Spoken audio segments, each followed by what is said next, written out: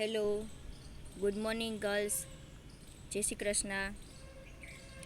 હવે આજથી આપણે આપણો બીજો સેકન્ડ સબ્જેક્ટ છે જે છે ઓરેકલ. એનું થોડું એવું ઇન્ટ્રોડક્શન આપણે સ્ટાર્ટ કરીશું. નેટવર્કિંગ વિશે અત્યાર સુધી આપણે જોયું હતું કે નેટવર્ક શું છે. તો કે કમ્પ્યુટર, જે એક કમ્પ્યુટર છે એ ઘણા બધા કમ્પ્યુટર સાથે અટેચ થાય છે એને આપણે શું કહીએ છીએ તો કે નેટવર્ક કહીએ છીએ.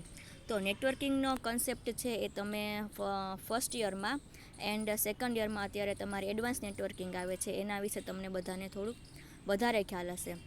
હવે જ્યારે ઓરેકલ છે એ શું કહેવાય કે એક શું કહેવાય કે ડેટાબેઝ છે. તો ડેટાબેઝ એટલે શું? તો આપણે અત્યાર સુધી તમે સીની અંદર પ્રોગ્રામિંગ કરેલું હશે, પછી પીએચપી છે તો એ પણ શેના માટે છે તો કે વેબસાઇટ બનાવવા માટે યુઝફુલ થાય છે.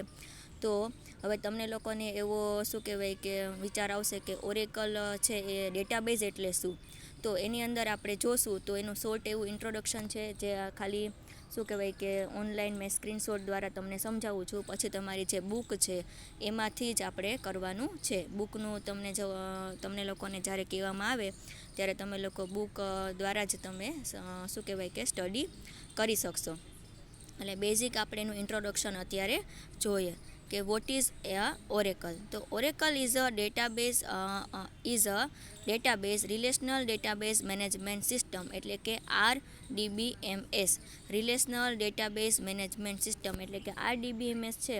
આ તમારે ફૂલ ફોર્મ તરીકે પણ પૂછાશે કે what is the full form of RDBMS. તો એનું ફૂલ ફોર્મ થશે relational database management system.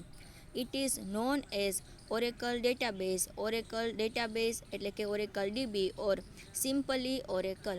Oracle શું છે? તો કોઈ એમ તમને ક્વેશ્ચન કરે કે વોટ ઇઝ ઓરેકલ, તો તમારે એવો આન્સર આપવાનો કે ઓરેકલ ઇઝ અ ડેટાબેઝ અથવા તો Oracle is a relational database management system, એટલે કે DBMS અને RDBMS. DBMSનો મતલબ થાય ડેટાબેઝ મેનેજમેન્ટ સિસ્ટમ એન્ડ RDBMSનું ફૂલ ફોર્મ થશે રિલેશનલ ડેટાબેઝ મેનેજમેન્ટ સિસ્ટમ, કે જેની અંદર આપણે ડેટાને સ્ટોર કરી શકીએ છીએ.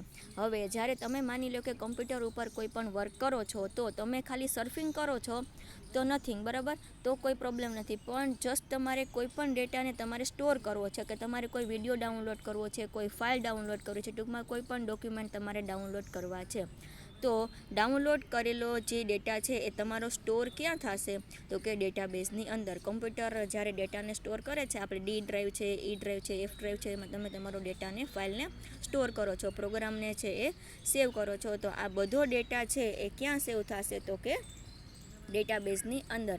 એટલે ઓરેકલ છે એ one type of a database છે. And what is database? તો ડેટાબેઝનો યુઝ શું છે તો કે ડેટાબેઝ શું છે તો કે ડેટાને સ્ટોર કરવા માટે ડેટાબેઝનો યુઝ થાય છે. It is known as Oracle database, Oracle DB or simply Oracle. It is product and marketed by Oracle Corporation. હવે ઓરેકલ છે એ વન ટાઈપ ઓફ ડેટાબેઝ છે અને એને કોને પ્રોડ્યુસ કરેલું છે તો કે ઓરેકલ કોર્પોરેશન દ્વારા એ પ્રોડ્યુસ થયેલો છે. Oracle database is the first database designed for enterprise grid computing.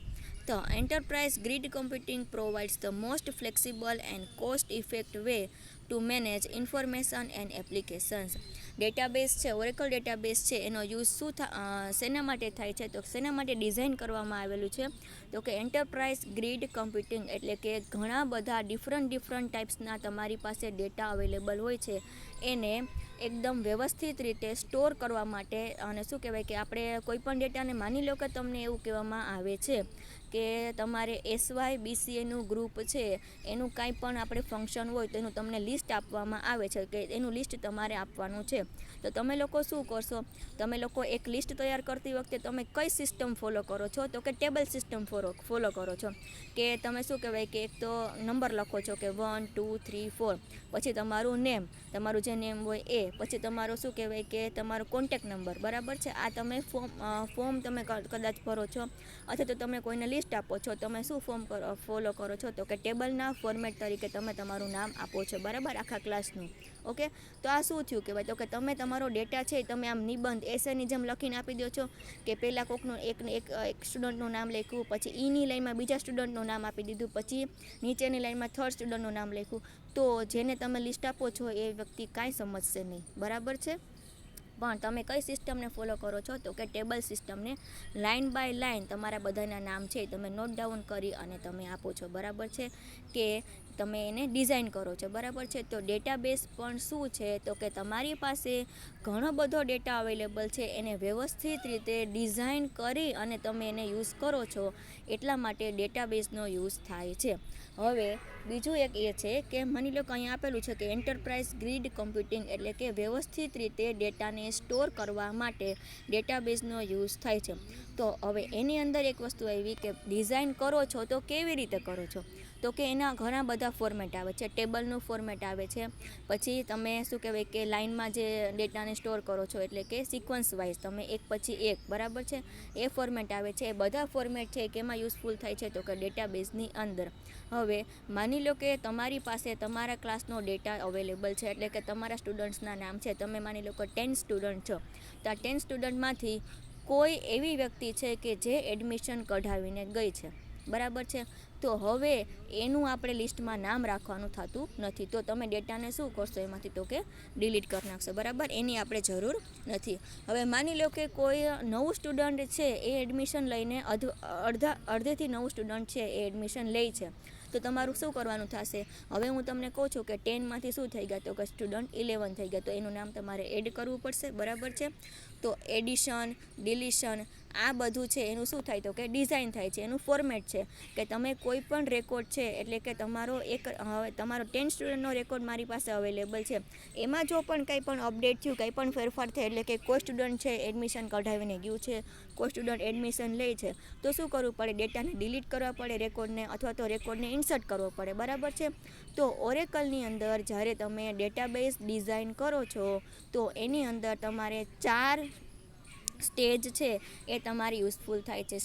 4 સ્ટેજની અંદર એ આવે છે.